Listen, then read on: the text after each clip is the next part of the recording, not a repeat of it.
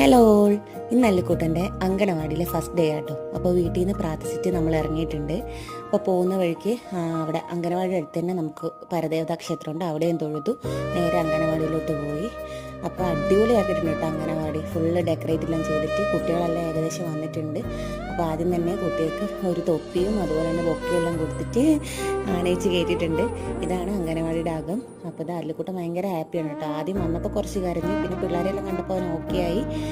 അങ്ങനെ ഇതാ ബൊക്കെയെല്ലാം മേടിച്ച് അല്ലിക്കുട്ടൻ്റെ ഫോട്ടോ എല്ലാം എടുത്ത് സെറ്റായിട്ടുണ്ട്. അപ്പോൾ പിള്ളേരെ എല്ലാവരെയും നിർത്തി ഫോട്ടോ എടുപ്പിക്കുന്നുണ്ട്. പിന്നെ ഇത് വാർഡ് കൗൺസിലർ രഘുവേട്ടൻ പ്രസംഗിച്ചതിന് ശേഷം ടീച്ചറും പ്രസംഗിച്ചു.